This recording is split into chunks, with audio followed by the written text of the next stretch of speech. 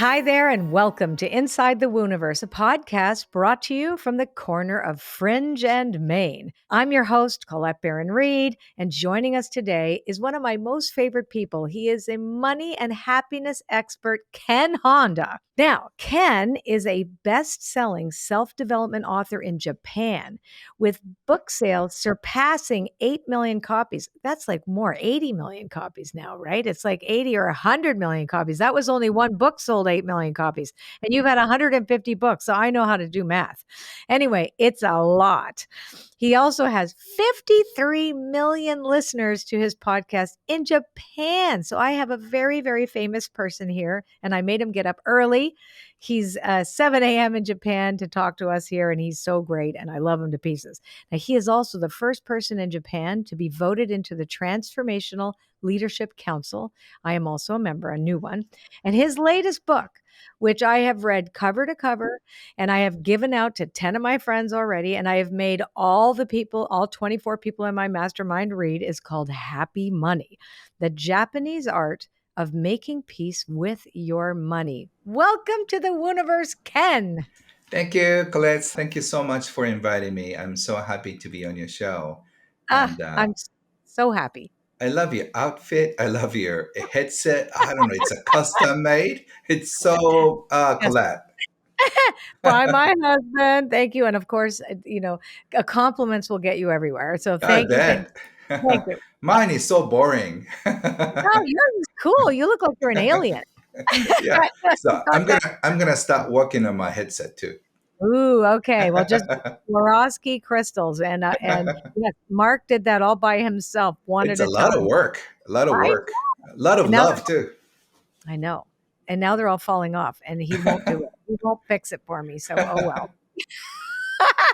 Okay, Ken, your book Happy Money really impacted me, and I have hmm taken a course of yours too at Mind Valley, and hmm and and I'm going to Thank you. say that you are one of the most compassionate and fun and simple yet super deep teachers about prosperity and abundance in hmm our modern world today.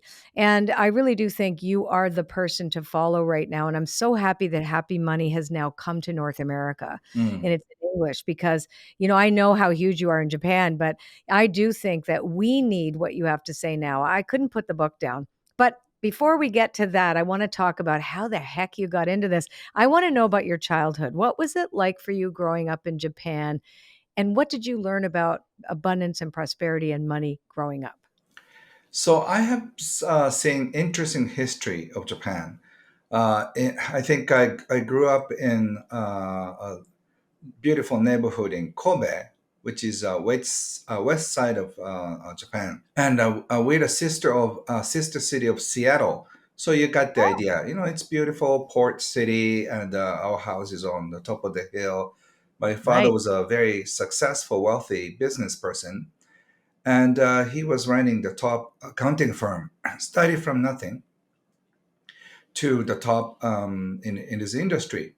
So he started teaching me with tough love. Like he's a master of karate, fencing, and all sorts of martial art. He wanted to be a modern samurai. Uh-huh. So he started to educate me that way. So he started teaching me about money and business since I was 5 or 6. So I loved learning from him because his teaching was so practical. He used to take me to the shopping near a shopping mall and ask me which one is making most money.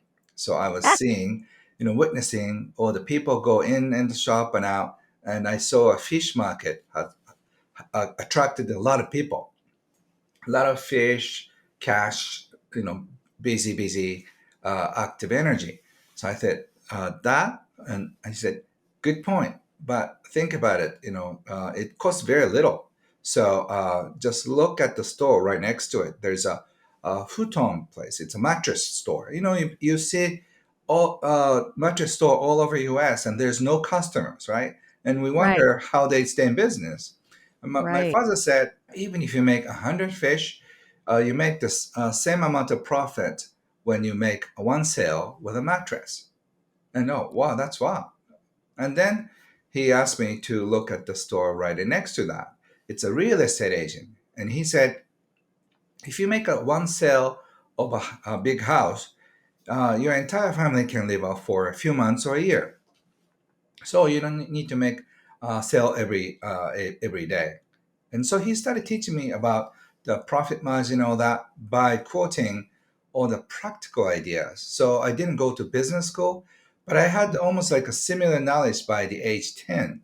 So I appreciate my father for giving me so much education early on. So, do you remember when you were introduced to money as the energy of money? Because Hmm.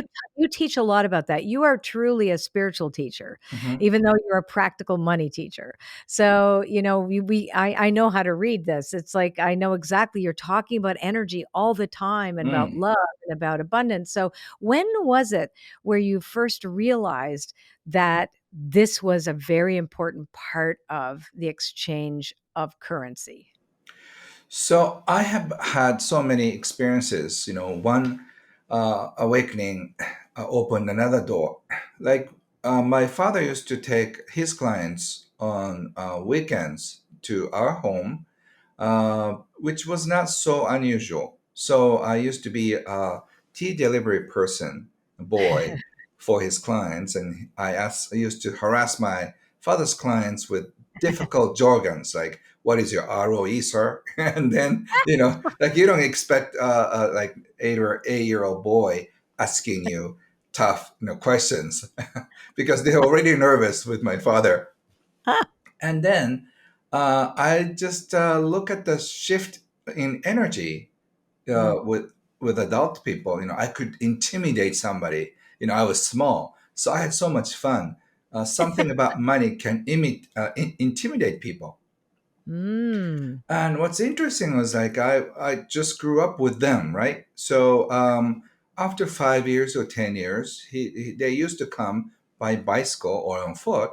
But a few years later, like an uncle figure who used to look shabby in in my childhood eyes, well, he was driven by a chauffeur car, and then his life has changed.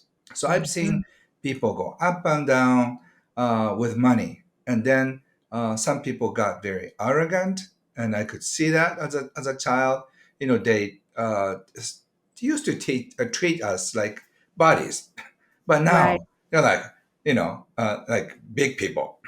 right. So I've seen the changes of people and the energy with money and interesting changes um, influence my father's client's life. And, did you ever create, because I know that in Japanese culture, you have many gods, goddesses, and deities Right. that right, that relate to different, like, things. Like, is there a spirit of, like, of money or a god of money, right? Yeah. So my father said it may sound a little bit superstitious, but money has a spirit in the coins and papers. So Right. you have to show respect. Mhm. So he used to iron the money, you know. He used to ask us to iron the money. So make all the creases go away.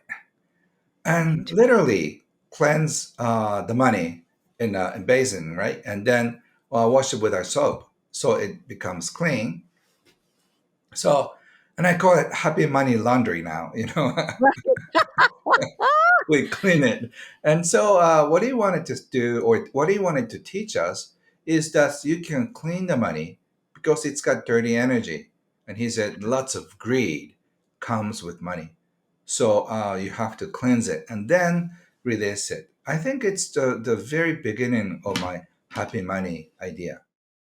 That's very interesting when you think about that, Hmm. I mean, he obviously taught you literally that you'd wash the money with soap and whatever, which I think is fascinating. But to instill that in your mind, and Hmm. by him saying too that there was greed in the money and that Right. you could cleanse it and make it more, if we were to look at it like energy, to make the energy more neutral Hmm. first, right? Right. And so that you can then infuse it with an intention, which is Hmm. what you teach, really. The happy money is about Hmm. how do you feel? What's your story around your money? So tell me how you started to think in terms of storytelling when it comes to money. So I have many stories around money since I was 5 or 6 because I've seen more than regular people would see in a few years. I've seen my father's clients go up and down, and the biggest story is that my father's client committed suicide. Mhm. He was his my father's best friend, and I remember. Them visiting us. They had 2 kids. So he committed suicide, but before that, he killed the entire family of 4 and then committed suicide. That's called Wow. family suicide. There's a term for that. And it happened. And I still remember the day when I came home from school. My father was crying like a baby. He's not sobbing. He was literally crying. And I've never seen an adult guy, a man, cry in Mhm. public. So I was speechless. And my father took me out to the living room, and she said, "Your father's best friend committed suicide." And then she explained about what happened. She thought I was big enough, Mhm. but that's the first time I learned the term family suicide.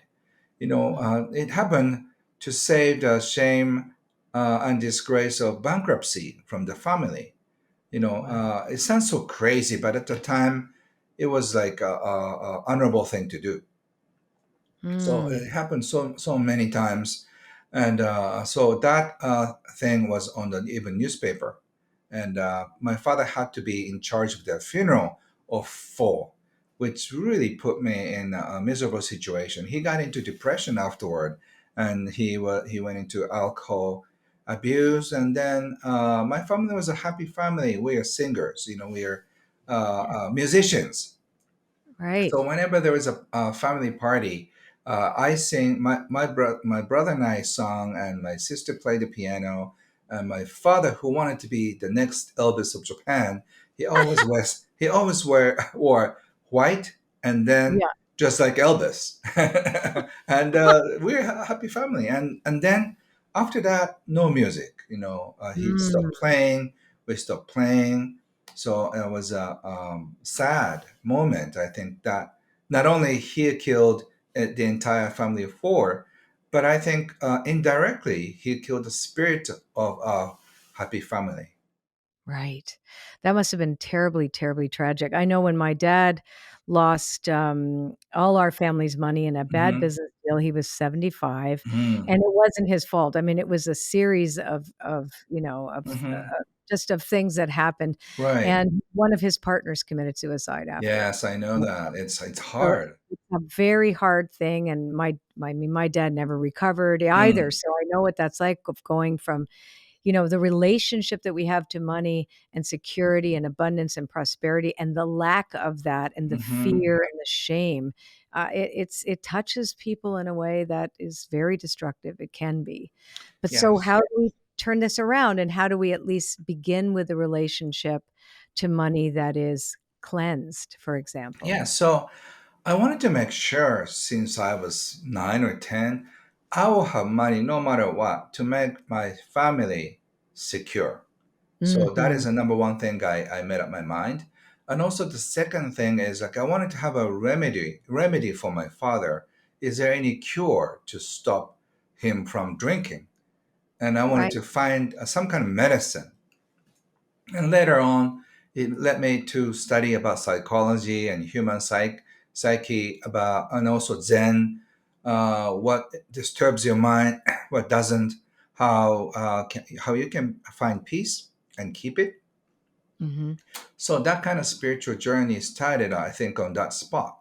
And I've seen many great masters and teachers in Japan and overseas, and learn about how to look at your life and how to look at your minds and heart, and how Mhm. to calm down.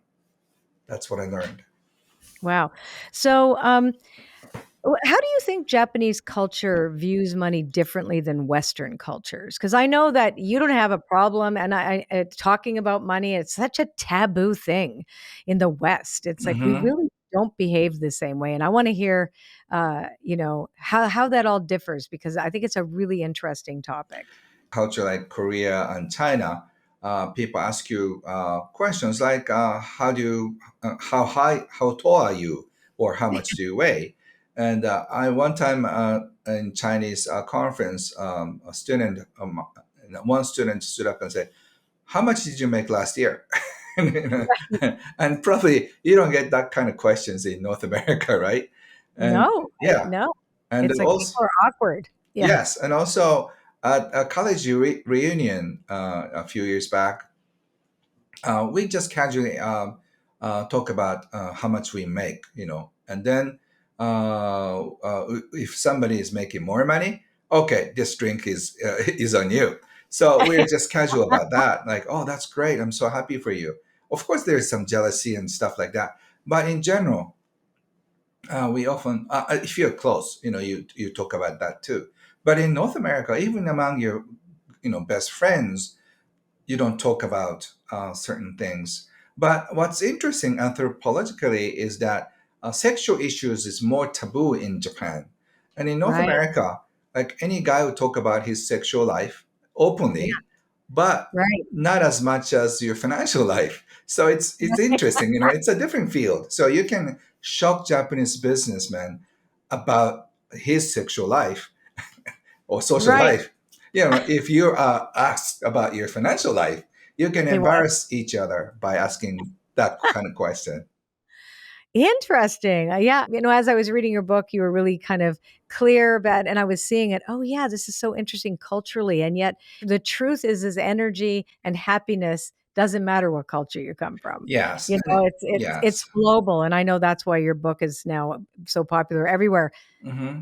So tell me about the concept of arigato money Hmm. and how it can improve one's relationship with money. I love you, Colette, for asking me so many great questions to the point. Okay, good. Why would you ask Warren Buffett if you could have like a 30-second private time, with him? And What would I ask? yes, Oh, if I had 30 seconds with Warren Buffett, yes. uh, could I get a download of his brain? Yeah, yeah. So I had this great opportunity to meet Warren Buffett of Japan, who is Wahei Takeda. Later on, he became my mentor. And there are so many people. So I had like 10, 15 seconds, right, at most. And Huh. I said, "What is the secret of money?" Oh. That is the deepest question I could think of at the time when I was younger. And then he said, "Arigato your money." And then I got pushed out from somebody else from behind. Like, arigato my money? And it's so confusing. And then I started thinking, thank my money. How can I appreciate my Mhm. money? Does that mean I should enjoy it? And does that mean that I should welcome it? And later on, a few months later, I had another opportunity to talk with him a little bit deeper. And he said, appreciate your money both coming in and going out. As long Right. as you appreciate it, it appreciates. Literally, if you Mhm. just enjoy, embrace money and appreciate it, more money will come because money has a certain secret code that they talk to each other at night. You know, Colette is a beautiful person. When you go there, you can be a shiny thing on the headset. Don't you want to go there? Yeah, I Don't want. you think that's that? That's I a loved like it. I love the idea. So think about it. This is fun. It's like a Toy Story. And right. then, like a secret little gossip about each other. Okay, I think I should go visit Colette. So I'll be have so much fun. Because if you go visit somebody else, your money it will be stored in a boring safe. It's like no fun. So money will go to a place where action is. So that's why Ah, a great shopping malls or the airport where there are a lot of actions. There's a lot of chi energy going through. mhm, So that's mhm. what Wahe meant. So in simplest language, appreciate your money. is his secret. And he does that at least 3,000 times. And then uh, when something happens, he says, Arigato. When your assistant serves you a cup of tea, he says, Mhm. Arigato. When somebody comes in, Arigato. When he sees something so beautiful, he says, Arigato. I hear his Arigato like 5 or 10 times, almost like mantra. And when And it he, means thank you, right? yes. Arigato? Yes. Hmm. Okay. And then when he walks, he just talks to himself, arigato, arigato, arigato, arigato. So for him, appreciation is the way he walks in his life. And he said, if you say arigato 3,000 times, it becomes 1 million times in a year. And if you did that, he started doing arigato marathon actually, and ask his students to do the same. So all of us had a counter, you know, uh, each time we say thank you. And then Oh, I it's love it. so fun to count arigato, arigato, arigato. Like, I thank you for this great opportunity. I really appreciate your headset. I really appreciate your whole being. So I'm already appreciating four things, right? So your mind start searching for things to appreciate. So it's Right. almost like obsession. And then that's how he lived. So he really enjoyed every second of his life. I had read a book 37 years ago, and I got clean and sober, so I also had alcoholism issues. But and I started reading all these books on prosperity and Hmm. praise. One of the books was by an author named Catherine Ponder, and it was Hmm. called The Dynamic Laws of Prayer. Mm. And she talked about the law of praise. Hmm. That when we praise something in advance, we Mm. praise it Yeah. now. We say thank you. And at that point, I started because I had nothing. I had literally lost everything and had to start again. And I was writing love letters to my bills. Like, thank you for allowing me to pay you rent for this Yes, fantastic that's apartment. the idea. And that's what I started doing. And I swear to God, it worked. It really worked. Like, I never had a lot at that time anyway, but I Hmm. always had what I needed. Hmm. Always, always. And it came from out of the strangest places just by saying thank you. Yes, exactly. That's how it works. And I started practicing it, and at least I've impacted 1 million people because I've written a few books on appreciation. And I hope I can translate some of them into English. But it's Yeah. a deep philosophical thing. So I thought Western people may not appreciate what I teach. But No, we want to appreciate this. We need it. yeah, I love to share. Yeah, in the future, yes. And don't you think too, though, just this concept of appreciation and saying thank you Hmm. changes like if you're in a bad mood and you start to say thank you and appreciate, you can't stay in the bad mood. You're automatically shifted. So this is really energetic cleansing. Is Yes. saying thank you is the detergent, Hmm. right? For your energy. And then Hmm. you have the relationship to money. So let's go back to that. So if we talk about like people in business, for Hmm. example, and but anybody, I mean, really, honestly, we all deal with money. We all have to, whether we're in business or not in business. We make money, and then we have to spend it to even for our toothbrush. Mm. Everything is money. So how can we? I actually think, if we use the concept of arigato, we will be able to solve so many problems and Hmm. save us so many painful things because people are greedy and they're hoarding and they're seeing differences all the time. Hmm. So what are some of your ideas about how people today could shift their relationship to money so that they could have a better relationship and maybe make more? Hmm. Yeah. So it's like climbing the mountains. You can do so many ways. You can climb up from the east or the west or the north or the south. So there are people who try to take advantage of other people and make money. That's one way Right. of doing it. There's other people who want to entertain people and then earn money. And also there are other people who do what they love and forget about money, but then a lot of their clients and customers just flood to their store with money, with happy money. So or you can do a very boring job and then you get a paid mediocre salary. There's so many different ways in life, but so many of us are depressed with money. Right. So we don't believe that we can make money by doing what we love because we tried, it never worked. So we ended up being in a boring life. And there's only like 5 to 10% of people who really enjoy life and do what they love most. Hmm. So by doing what you love, you can make a lot of people happy and then receive money. Right. But the tricky part is that you don't know how you do it. And also, I think there is a reserved seat. It's written in your soul, in your heart. You have to find your own seat, but we Yeah. want to try to see in a different section, and sometimes take the whole thing wrong. It's a plane ticket, but you try to go on the in a train. you know Right. and when you try to have a seat, the conductor would say, "Sir, you're in the wrong seat. Actually, you're in the wrong vehicle."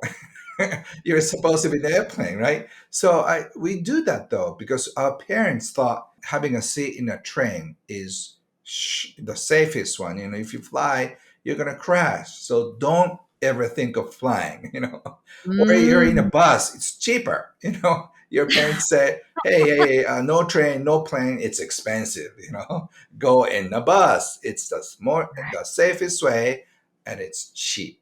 And you may explain, but dad, mom, I can't go to the place directly. No, no, no, no, you can get off and then change another bus, but it takes longer. But your mom said, but it's cheaper. So there are so Right. many different ways to live life. So you have to come up with the right idea, which kind of life suits you. Right. Because even, you said something earlier about, oh, a person who might have a mediocre job. So Hmm. I'm going to go back to when I first got clean and sober. Again, Hmm. 37 years ago, I was making $25 for a reading. I did Hmm. tarot cards and I Mm. did aromatherapy massage. And Wow. I barely made, oh yeah, there's a big, I now I have 25 employees, right? Big difference. But I you would have looked at me and you could see I could barely make ends meet, but that money was happy money. So Hmm. even though it wasn't the greatest at all, and even at the time, because doing readings at the time was very fringe. It was very like, Mm. oh, Mm. hiding, and people would say, "Here, here's a phone number," but nobody talked about it. But even though I was not well off, I felt very wealthy. Right? And so I think, because when I didn't have anything and I was Mhm. saying thank you even before something would happen, I think maybe that's why I got to where I got to now because I've always adopted that. So I think also it's the attitude. I don't know if you'd agree with me, the attitude to where you are, even if it's not where you want to be, right? Like you have to start somewhere. Yes, I agree with you 100%. And if you're in the right position, you Mhm. feel like this is it. It doesn't really matter how much you get paid. This is Right. where I belong. So your seat is glued to your, body. And then you can fly. But unfortunately, we just don't know where to sit. And for you, you're fortunate to be able to find your seat. But you could be sitting uh, closer to your exact seat. You could Mhm. for example, your seat is 3A, but people tend to seat 5C. Right. Almost, close, but not exactly. So you're doing the same profession, but not in the right angle. Uh, Right. if you just seek the right exact seat, a lot of happiness and money and people will just flood in. It's almost like Mhm. hitting a jackpot in Las Vegas. That's how I feel when I write a book. I mean, this is so much fun. I enjoy what I write. I don't care if people read it or not. I did it for me. I do that with oracle cards, the same. I feel the same way. Yes, I'm sure that's why people love it. Unless you Yeah. love it, nobody would love it. Yeah. So let me ask you, do you think that I love this analogy of sitting in the wrong seat, Mm-hmm. 'cause we're so influenced right now by what we think we should do. Mm. Instagram and all these different, different ways in which we socially are influenced by what so therefore we think we should be this. Mm-hmm. And that actually can, even with business too. I mean, Mm-hmm. "Oh, that looks good. I think I'll do that." Do you find too that when we do that and we get influenced and we're using our head instead of our heart, Mm-hmm. that steers us to the 15th row away from row 3, Right. right? And then you wonder, "Why am I not happy? Why is this not working?" Is that kind of what you're saying? Yes, and if you're in the wrong vehicle, that gives you so much depression, and because Right. you're looking at the other vehicle from the window. I wish I could be on that, sports car. Well, I wish I could be flying by now, and they're stuck in a bus, very crowded, and then, uh, you that means that you know where you belong. So when Right. you're complaining about it, or when you feel like you're stuck, or you're boxed in, because you are in the wrong seat. Okay, so let's pretend, let's have a person that is sitting in row 15C, but Hmm. actually in a bus. Right. Okay, so and is supposed to be on 3A in business class in a plane.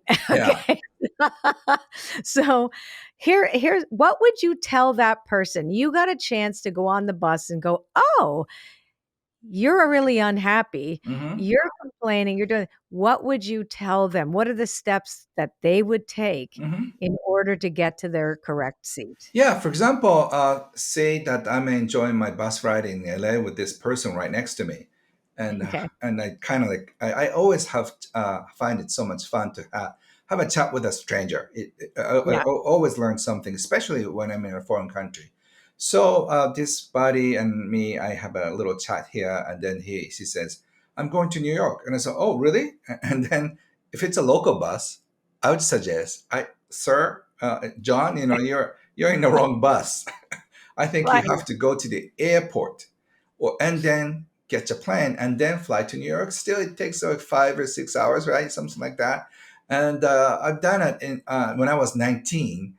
I drove a Greyhound bus. I don't know if there's any Greyhound bus in Yeah, North yeah, America. yeah. Is Oh, still? yeah. Oh, yeah. I had a ticket for students that's like 199. I still remember, for like 10 days, and then you can go anywhere for free. I mean, for that amount of money. So, sir, John, if you want to go change at the bus stop and take the bus, it takes like 4 or 5 days. It's fun too, and you can change it to Amtrak and may take another day or two too. But if you fly, it takes only, you can probably get to New York by dinner. Which one would you like? So there's always an option. But if you are in the wrong place, it takes forever. I'm gonna ask you here. So let's go back to that. What Hmm. if the person, so we're speaking in metaphors, obviously. Sure. What if the person that you're telling, you can get to there faster if, you have a choice, but they don't feel worthy? Right. Right? I know you speak about this in your courses, and I'd love to hear your ideas about how, because it's not the money that's the problem, Hmm. it's us, right? You talk about that a lot in your work. Right. Let's spend a little bit more time talking about what would you suggest to that person who says, like, "I'm not worthy, I can't get on that." So it's once again, it's passion. How passionate he is about New York. If this guy John asked me, Ken, how much do you think it's going to cost? Maybe $500, like $1,000. I don't know, but something like that. Like, oh, it's a lot. I can't afford it. Mhm. Maybe you may not have that kind of money in your wallet, but your friend may, or your uncle may. Ask around, and he said, "No, no, I can't do that." But didn't you say you wanted to go to New York so badly? Yes, maybe I'll call Uncle Jack Right. and ask him about it. And actually, one of my students, a Mhm. few years ago, before COVID, he was like 19 and he wanted to go around the world, but he said, "I had no money." And Ken, how can I go around the world with no money? But I said, "Do you have passion?" He said, "Yes, I do." Okay, you can turn passion into money. And he asked me, How do you do that? Ask 30 adults, grown-ups, to support you $100 a month for the next 5 months. That means like $500 each, right? And Yep. get 30 people commit to that. And then you promise you pay it forward in the future. And Hmm. just talk about your passion. Why do you want to go around the world at the age 19? And uh, talk about your dream, which he did. Really? So a few months later, he came back to my lecture. He showed up and he raised his hand. Oh my God, that's a word run around the guy, a world guy. I don't know. I gave him advice. Maybe he didn't follow and he wanted to complain about it. But Right. he said, Ken, I'm here to appreciate you because I got like 40 people committed. So I think I'm going a little bit longer. Like instead of 3 months, I'm going to go 6 months. And the miraculous thing happened after listening this guy talk. There are hundreds of other university kids just follow the same formula, and they went around the world and just texted me, sent me all the fun pictures in Rome and Egypt and all kinds of things. So this thing works if you have enough passion. Right. It's an interesting concept because I think about the biggest issues that we have around this subject is when we think, I don't have it. But then Right. you said, yes, but what if you asked for help? Mm-hmm. So oftentimes we think it's all up to us. But then there's source, or with a big capital S, like God, the universe. I think of the universe. And Mm-hmm. then you ask the universe, show me who I can talk to. And then you go, like you said, how much passion do you have?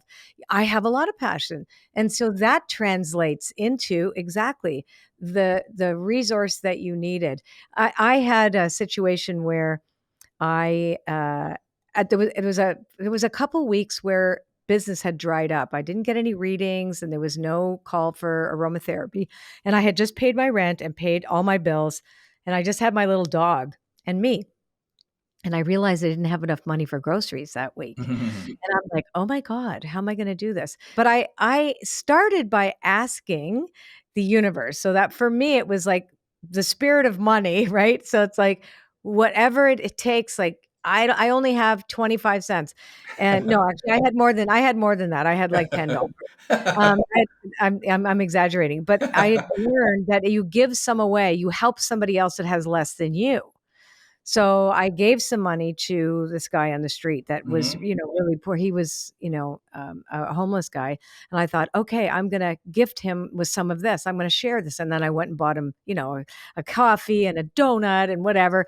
I fed him and I gave him some money and I went home and I'm like, well, now I've got less. Right? But I'm so the next day, the neighbor from down the hallway came with a giant batch of lasagna and had said to me, "Oh, I'm so sorry I made so much noise the night before, but I have all this extra food. Do you want it?"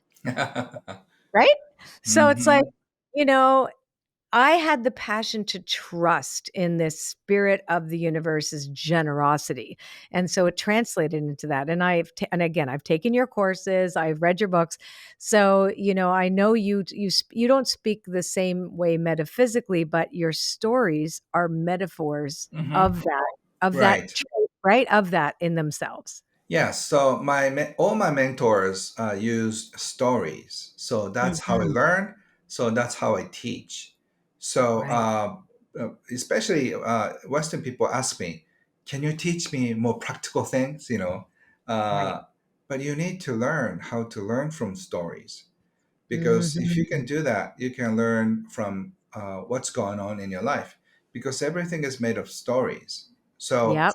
if you can learn from a little tiny thing that happens in front of your eyes, you can be enlightened. So that's Yeah. how I really enjoy teaching people with stories. So what advice do you have for people who are struggling with like right now, debt. I mean, there's so much fear around the world, and everybody worrying about the currency, the money, the this, the that, the banks, etc. People who are struggling with debt, financial stress, or just the overall feeling of scarcity. Mm. What advice would you give them? So I often get questions from people who are in debt. I see dark energy around them, and I ask my clients to describe what it's like. So even though they're not spiritual, they say, "I feel heavy, dark clouds over my head. I feel Mhm. heavy on my shoulders." And then I ask them, "Can you describe what that energy is like?" They say, "It's a curse. It's a Oh, burden."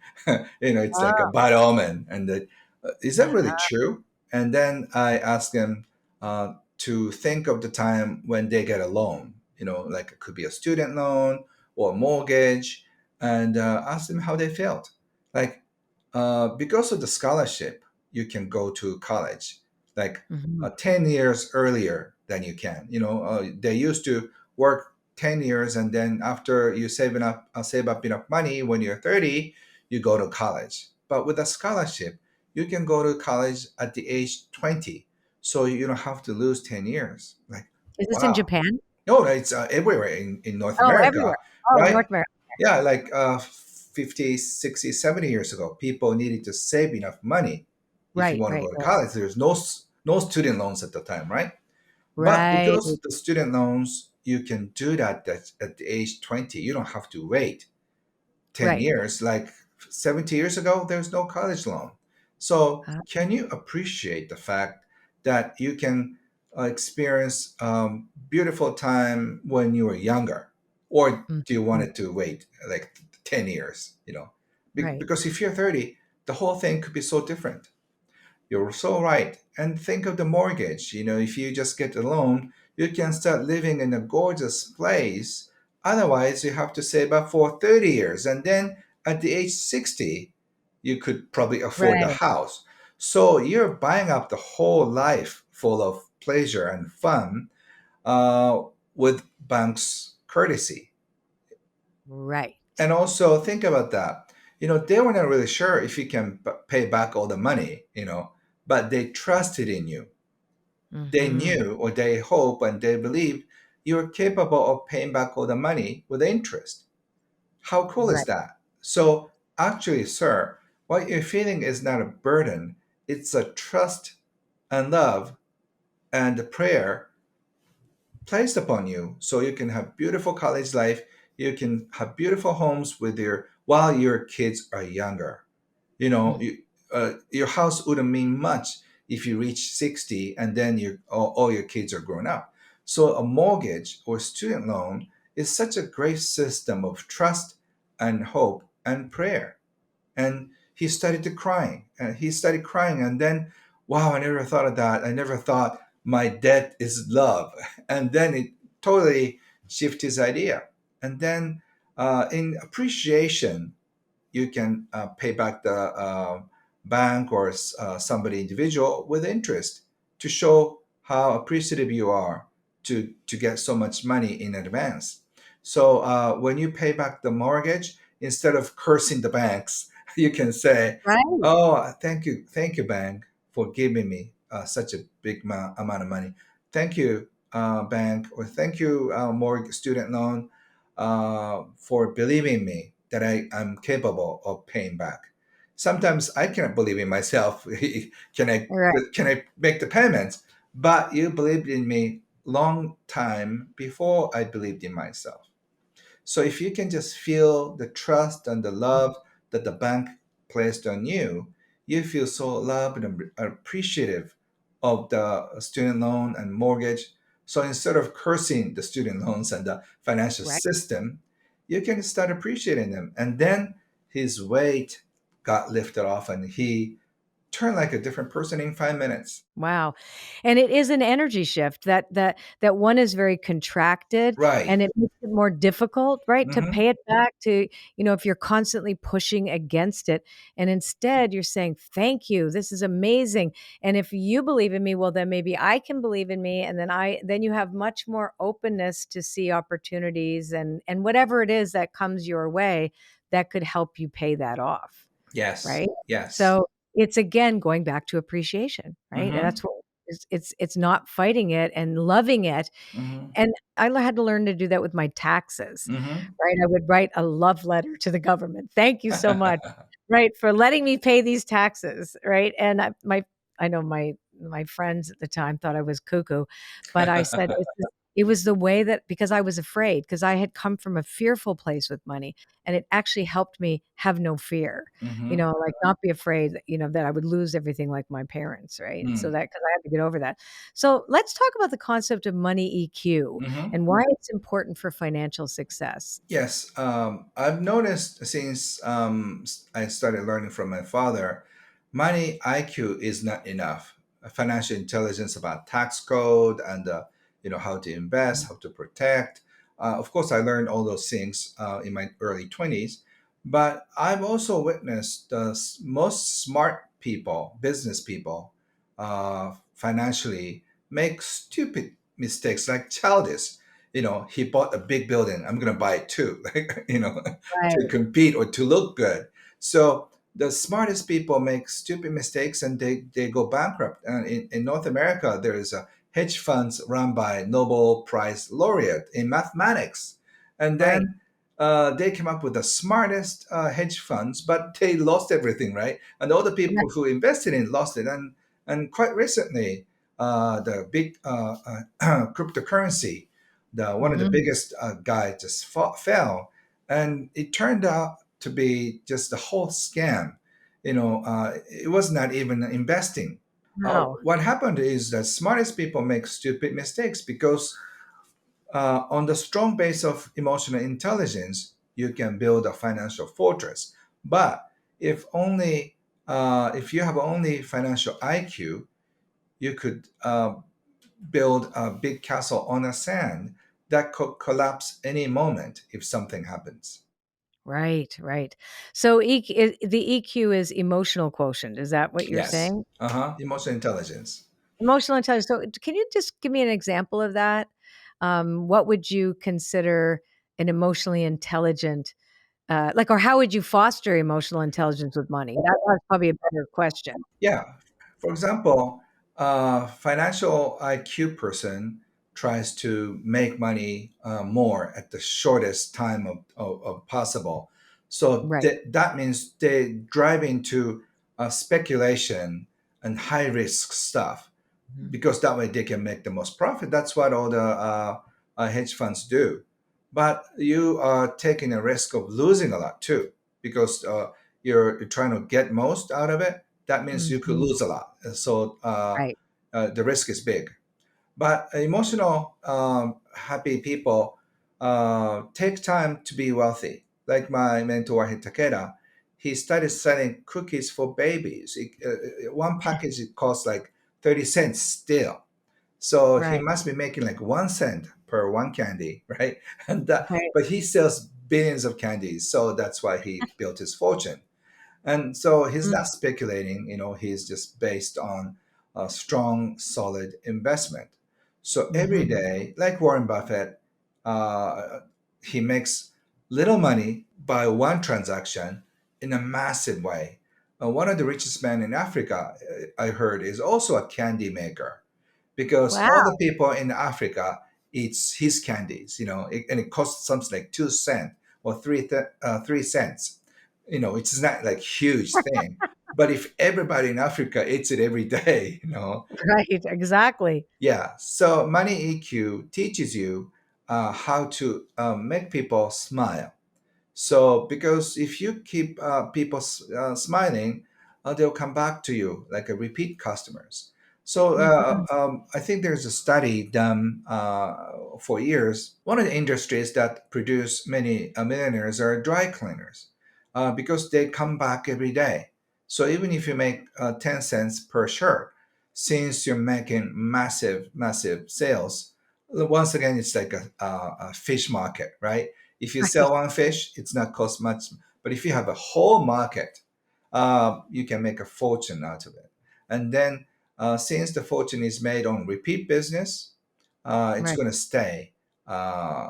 Your customers and clients will stay loyal. So my mentor once said, "A fortune is made on a repeat business. That means happy customers."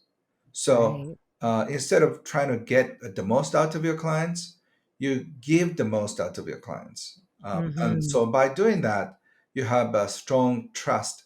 That means you have a long term relationship. Like, say, if you invest in hedge funds, sometimes you gain a lot but lose a lot. If you lose a lot, you don't want to go back to the place. So that means if you try to take advantage of your clients, you may be able to do a business one time, but if you do only one time or twice and have Hmm. a bad reputation that people lost business with you or money with you, they don't want to come back.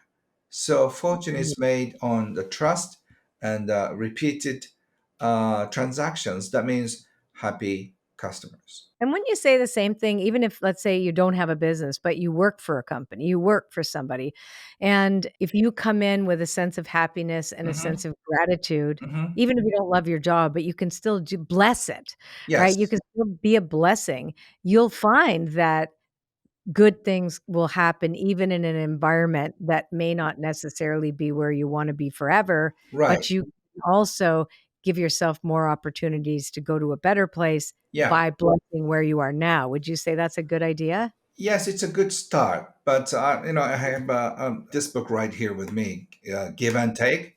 It's by Adam Grant. Oh, okay.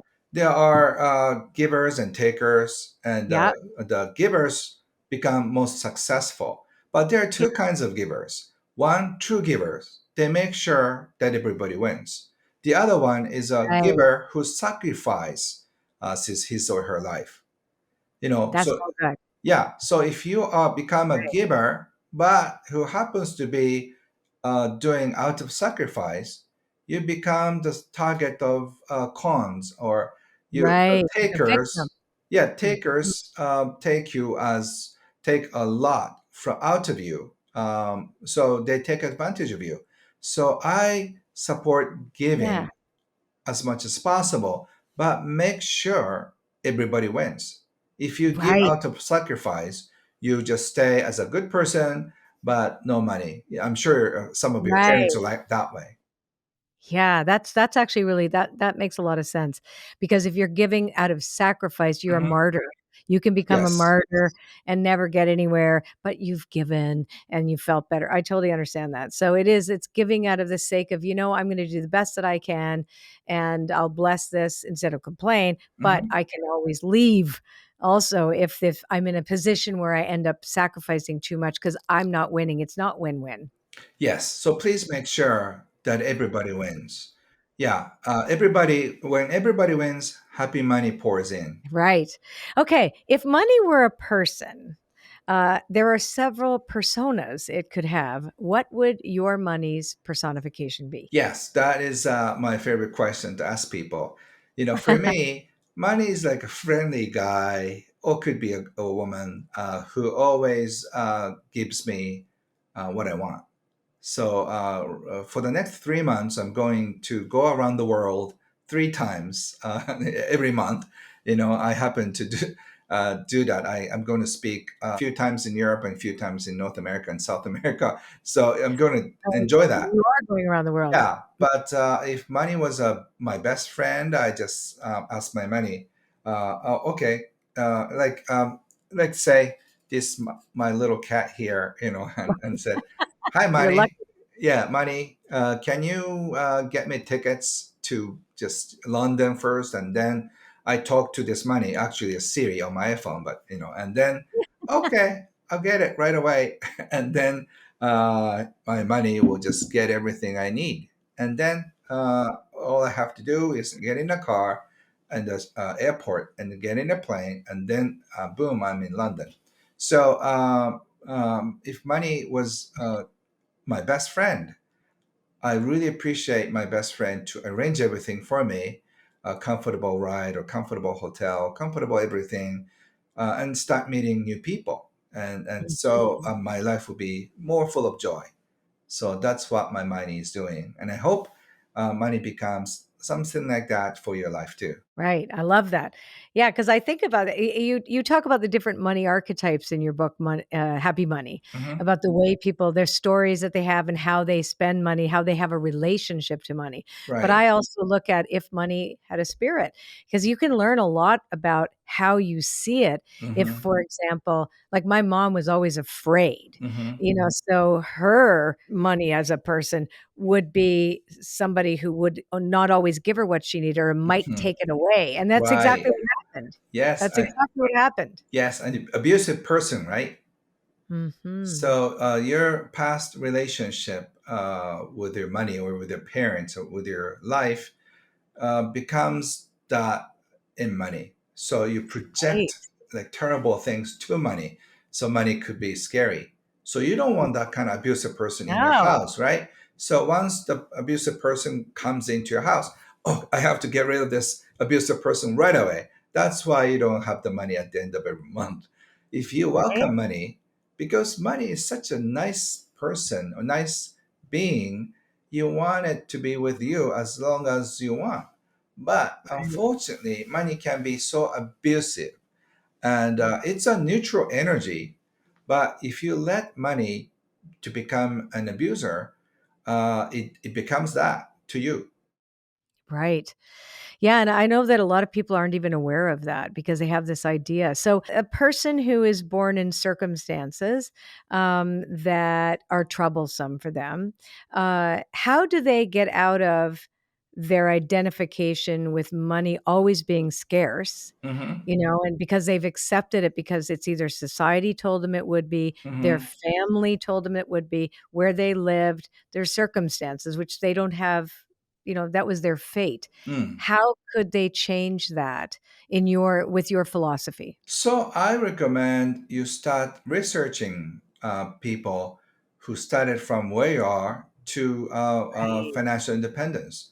There are hundreds of thousands of stories who made out of the poverty situation and then became millionaires and billionaires. You don't have to become millionaires or billionaires, but at least you know how to get out from the place, Mm, from the uncomfortable place. You could be a single mom. You could be brought up in a ghetto or a poor community, but there are ways to get out. There are people who offer you help. So if you're sincere about the support and the path, you can get out. The deeper problem is that you don't even want to give it a try. mm, You've already given up. So if you viewing this and you're on the verge of giving up, I'm mm. just suggesting there could be another way. And if you're just interested, you can find them on internet. Yeah, especially now you can find things on the internet, right? And Right. I do think going back to the concept of storytelling and that we're all stories is one of the things I teach in my school is that we're stories in motion. We're always Mm. evolving and our stories can change. They don't have to Hmm. stay the same all the time, but that the idea that we can learn from stories, and there Hmm. are so many stories of people who have come out of difficult situations and have moved beyond, even when it appears that nothing is possible for them. Mm. So I like that. That's a great suggestion. It's like just go look and see because we can model ourselves. Once we've seen it, we can create it. Hmm. And if we can imagine it, it can be created. It's just having the fortitude, I think, and the strength to actually do it. Um, Yes. can you share some success stories from readers who applied the principles of happy money in their lives? Because I know you have tons of stories. So what are some of your favorite ones? Yeah. I love Do we have 10 more hours, right? yeah.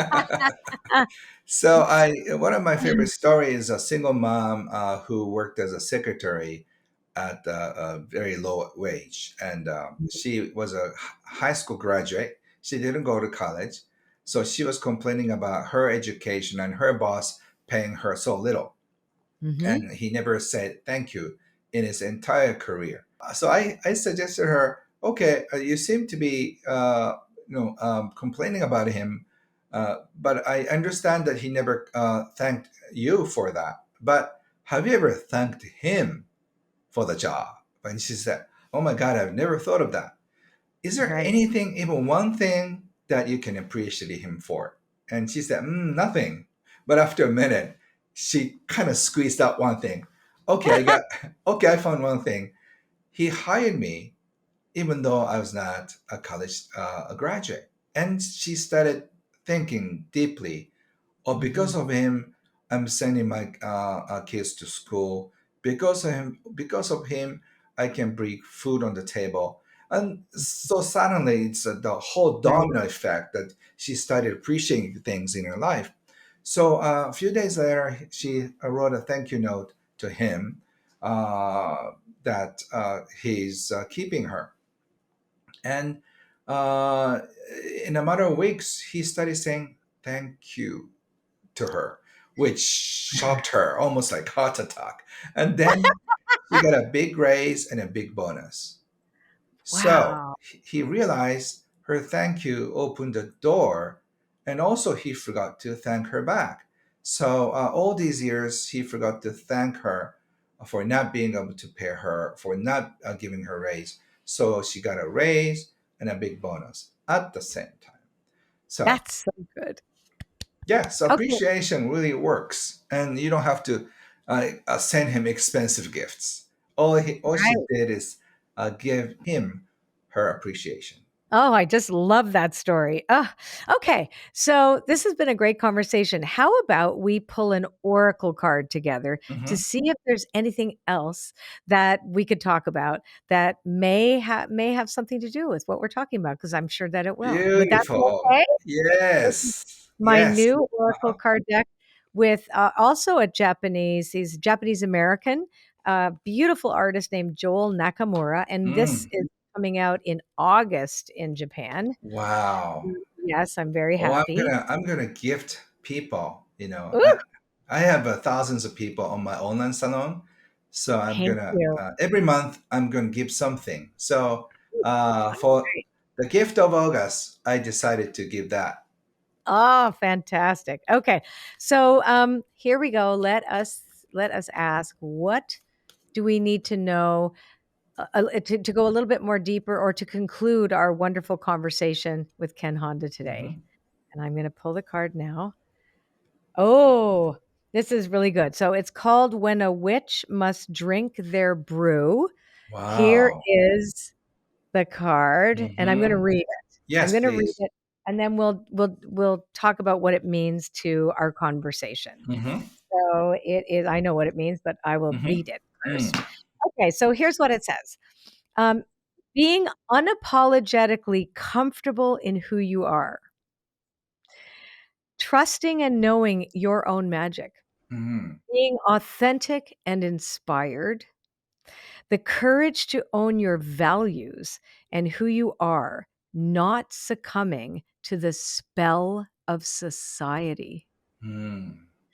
So, what I take from that, I mean, there's more. I won't read the whole card, but I really see how this relates to to what you were talking about. Because the truth is that within us is the capacity for magic and miracles. Because when we say thank you, when we practice arigato money or happy money, and when we are in that flow of praise and we really appreciate that we unleash an incredible power Mhm. to manifest the things that we really desire, but we didn't have to actually work hard to get it.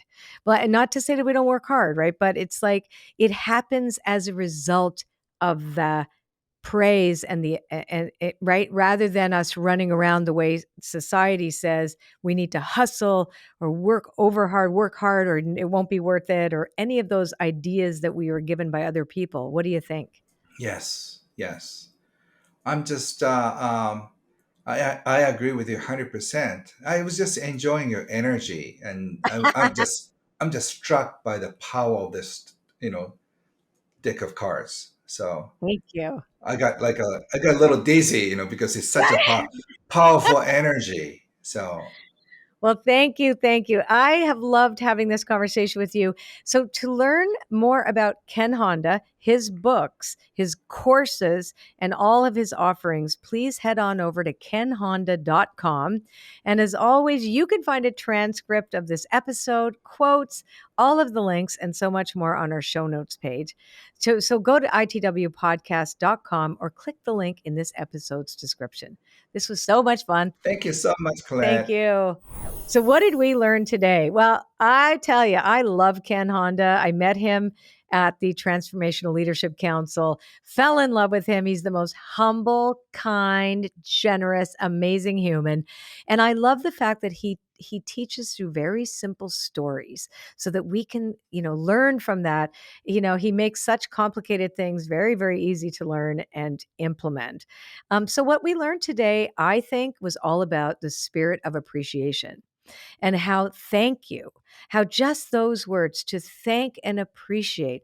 First of all, your money, but it's more than money. Even though, his book is called Happy Money and he talks about money and he talks about all of the ways in which we can improve our financial life, it's really about life, isn't it? It's about life in general. Can we say thank you and appreciate any part of our life today? And maybe then that could grow and then grow into something that would impact the world. Until next time, I'm Colette Baron-Reid. Be well.